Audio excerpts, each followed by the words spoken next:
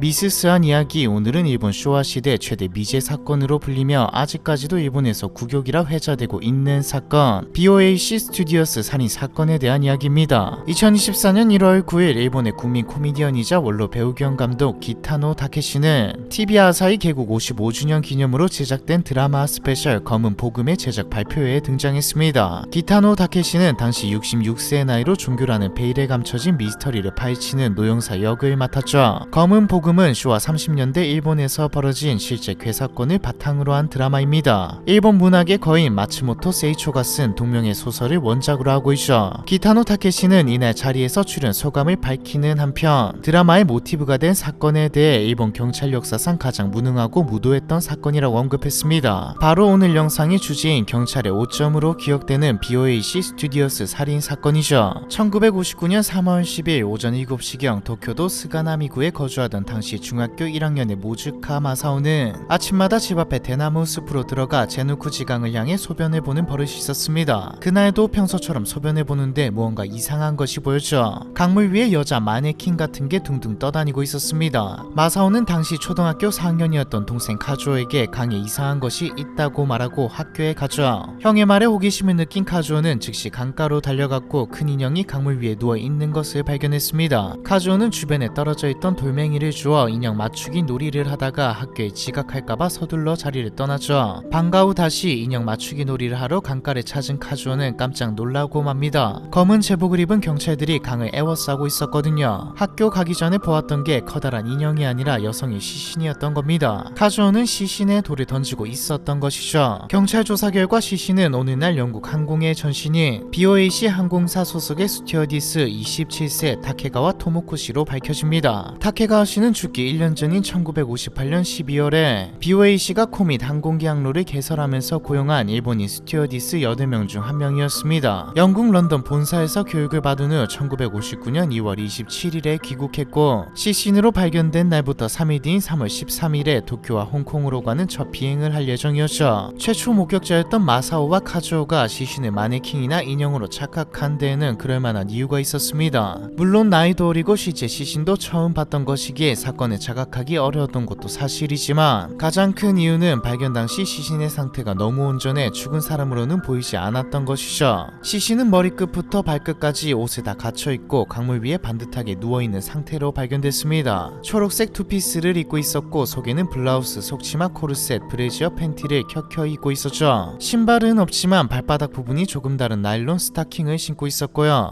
육안으로 보기에는 조금의 흐트러짐도 없는 차림새였죠. 이를 통해 경찰은 타케가 씨가 일신상의 이유로 스스로 목숨을 끊은 것으로 보고 수사를 종결하려 했습니다. 하지만 스스로 목숨을 끊었다고 보기에는 의문점이 많았죠. 시체가 발견된 센푸쿠 지강은 강폭이 약 10m로 넓긴 하지만 최대 수심이 60cm 내외로 가장 깊은 곳도 성인의 무릎 정도 높이입니다. 시체가 발견된 부근 수심은 20에서 30cm로 얕고 흐름도 완만하죠. 평소 어린아이들끼리도 들어가 노는 얕은 물에서 스스로 익사하는 것이 가능하겠냐는 의혹이 제기됩니다. 타케가와 토모코 씨가 경건한 기독교인이었다는 점도 스스로 생을 마감했을 리 없다는 주장에 힘을 실어주었죠. 다들 아시겠지만 기독교에서 스스로 목숨을 끊는다는 것은 살인에 상응하는 중대한 죄입니다. 게다가 타케가와 토모코 씨는 당시 모든 사람들이 선망하는 국제선 스튜어디스로 뽑혀 장래가 촉망되는 상황이었죠. 결국 경찰은 타살 가능성을 열어두고 부검을 실시했습니다. 그 결과 사인은 목절름에 의한 질식사로 밝혀졌으며 시신의 성기 안에서 O형 남자의 체액, 팬티 부분에서는 A형과 AB형 남자의 체액이 발견되었죠. 법의학자들은 피해자가 사망하기 약 10시간 전 적어도 한 사람 이상의 남자와 성관계를 맺었다고 주장했습니다. 시신에 남은 모든 흔적은 타케가와 씨가 누군가 혹은 어떤 사람들에게 살해되었다고 말하고 있었고 타살 가능성을 확인한 일본 경찰은 정식 수사를 개시했죠. 경찰은 수사를 통해 타카가와 씨의 마지막 행적을 밝혀냅니다. 타케가와 씨는 스튜어디스 동료들에게 코마고메에 있는 숙부의 생일 잔치에 다녀오게 했다며 3월 8일 오후 3시경 세타가에 있던 스튜디오스 숙소에서 외출한 후 이틀 만에 싸늘한 주검으로 발견되었는데 조사 결과 타케가와 씨의 숙부가 세타가야 지역에 살고 있던 건 사실이지만 생일잔치는 없었다는 사실이 확인됩니다. 경찰은 그녀가 숙부의 생일을 핑계로 진짜 행선지를 숨겼다는 것과 시신에서 체액이 발견된 정황 등을 미루어 신원이 밝혀지면 안 되는 남성을 만나러 간 것이라 추정하죠. 그리고 타케가와 씨의 수첩에 적힌 이름을 통해 유력한 용의자를 특정합니다. 바로 38세의 벨기에 출신 가톨릭 신부 루이즈 베메르시였죠. 베메르시 신부는 살레시오 수도의 소속으로 1948년 신학생 신분으로 일본에 도착해 1953년 사제 서품을 받고 사회 선교기관 돈 보스코사의 재무 담당으로 일하고 있었습니다. 평판은 그닥 좋지 않았는데 살레시오 수도의 소속 유치원의 보모나 간호사들을 꼬셔 연애를 하거나 성관계를 즐긴다는 소문이 무성했거든요. 특히 밤마다 그의 방에서 사제 신분에는 금지된 부적절하고 야릇한 소리가 들린다는 추문에 휩싸인 인물이었죠. 피해자인 타케가와 씨는 스튜어디스가 되기 전 살레시오 수도의 소속인 성 오델리아 유치원에서 간호사로 일하면서 베메르시 신부와 친분을 쌓은 상황이었습니다. 경찰은 타케가와 씨가 외출하기 전날인 3월 7일 특별한 소포를 받았는데 그 속에 편지가 들어있었다는 동료들의 증언을 통해 베메르시 신부로부터 만나자는 내용의 편지를 받고 나간 것이라고 추정했죠. 경찰은 두 사람의 관계를 추적하던 중 베메르시 신부와 타케가와 씨를 닮은 남녀를 하라주쿠에서 봤다는 목격담을 입수했고, 탐문 조사 결과 두 사람이 하라주쿠의 호텔을 이용했다는 사실까지 밝혀냈습니다. 결정적인 목격자 증언도 확보했습니다. 시신이 발견된 3월 10일 오전 5시 게누쿠지강 인근에 살던 한 주부가 강옆 뚝길을 내달리는 하얀색 소형 승용차를 봤다고 제보한 것이죠. 같은 시각 흰색 차량을 목격한 다른 주부들도 있었습니다. 경찰은 주부들에게 차량 카탈로그를 보여주면서 목격한 차량을 고르게 했는데 주부들은 일관되게 하얀색 르노 차량을 지목했죠. 베메르시 신부가 타고 다니던 승용차도 하얀색 르노였습니다. 모든 정황과 증거가 베메르시 신부를 가리키자 경찰은 중요 참고인에 대한 소환 조사를 진행했죠. 하지만 외국인이자 신부의 신분이었기 때문에 취조실에 앉히기까지의 과정이 쉽지만은 않았습니다. 바티칸 및 살레시오 수도회와의 교서 끝에 변호사와 주의교황 대사관의 1등 서기관이 입회하기로 합의한 후에야 신문을 시작할 수 있었죠. 베메르시 신부에 대한 신문은 5월 11일에서 13일, 20일에서 21일 동안 총 5회에 걸쳐 30여 시간 동안 진행되었습니다. 정황 증거는 많았지만 정작 혐의를 입증할 직접 증거는 없었죠. 베메르시 신부는 피해자와는 그저 오가다 안면이 있는 정도일 뿐 친밀한 관계는 아니었으며 성관계도 하지 않았다고 주장했습니다. 그러나 타케가와의 사망 추정 시간인 3월 9일 오후 9시에서 12시 사이 알리바이를 밝히지 못했으며 히라주쿠 호텔에서 피해자와 함께 투숙한 사실도 처음에는 완강하게 부인하다가 경찰이 증거를 들어밀자 그녀의 요청으로 상담을 하러 간 것이라고 말을 바꿨죠. 경찰은 시신에서 발견한 체액의 혈액형이 O형임을 확인하고 베메르시와 일치하는지 확인하기 위해 타액 채취를 시도했습니다. 신문 과정 틈틈이 베메르시 신부에게 커피, 주스 등을 권하고 화장실에서 소변 채취를 위한 준비도 마쳤지만 베메르시 신부는 이미 사전에 철저하게 준비를 한 것인지 경찰이 권하는 커피와 주스에는 입도 대지 않았으며 심지어 화장실도 가지 않고 참았죠. 지금 같으면 용의자에 대한 신체 압수수색을 통해 본인의 의사와 상관없이 소변을 강제로 채취할 수 있지만 당시에는 관련 법률이 부재했고 특히 시대 분위기상 외국인 대상 수사는 소극적으로 진행할 수밖에 없었습니다. 이렇다 할 성과 없이 베메르시 신부를 놓아주게 생긴 일본 경찰은 꼼수를 부려 베메르시 신부의 혈액형이 시신에서 발견된 것과 같은 O형이라는 것을 밝혀냅니다. 이 방법은 내부에서도 비밀이었기에 알려지지는 않았죠. 만약 당시에 DNA 검사 기술이 있었다면 보다 명확한 증거를 잡을 수 있었겠지만 1950년대 후반에는 혈액형을 밝히는 게 한계였습니다. 그런데 구속영장을 청구할 새도 없이 베메르시 신부는 6월 11일 돌연 질병으로 인한 요양을 핑계로 벨기에로 출국해버립니다. 이 과정에서 일본 경시청이 베메르시 신부가 출국한다는 사실을 사전에 파악했음에도 출국을 막지 않았다는 사실이 밝혀져 논란이 되기도 했죠. 유력한 용의자를 눈뜨고 놓친 셈이었습니다. 비난이 거세지자 일본 경시청은 출국금지 신청을 하지 못한 이유에 대해 베메르시 신부의 살인 혐의를 입증할 물적 증거를 찾지 못해 유감이라고 입장을 밝혔죠. 출국하더라도 추후 수사 보강을 통해 증거를 확보하고 용의자에 대한 신병 인도를 요청하면 되는 것 아닌가 생각할 수 있지만 일본이 범죄인 인도 조약을 맺고 있는 국가는 미국과 한국 단 2개국뿐입니다. 일본이 사형제도를 유지하고 있기 때문에 사형제를 폐지한 유럽연합 및 유럽평의의 국가들과의 체결은 기대할 수 없는 상황이죠. BOAC 스튜디오스 살인사건은 일본 국회에서도 다루어질 만큼 큰 이슈였지만 사실상 용의자가 국외로 도주하는 바람에 더 이상의 수사를 진행할 수 없게 되면서 사건을 유야무야 묻히고 말았습니다. 그리고 1974년 3월 10일부로 공소시효가 만료돼 영원한 미제로 남게 되었죠. 베메르시 신부는 사건 이후에도 활발히 활동을 하다가 2017년 3월 17일 96세의 나이로 사망했고요. 어이없는 전개와 찜찜한 결말로 인해 사건은 재차 회자되며 여러 루머를 낳기도 했습니다. 대표적인 건 타케가 토모코 씨가 국제적 조직적 밀수범죄에 연루되었을 가능성이 있다는 주장이죠. 사건이 발생했던 1959년 당시는 BOAC 항공사 소속의 다른 스튜어디스들이 밀수와 불법 자금 수송 등에 가담했다가 적발된 사건이 많았습니다. 1960년에는 밀수에 연루된 승무원 127명을 대량 해고하는 사태까지 벌어졌을 정도죠. 당시 베메르시 신부가 몸담고 있던 돈보스코사는 가톨릭 포교라는 명목하에 자금 확보를 하기 위한 달러 밀수 및 안거래 등의 위법을 서슴지 않았습니다.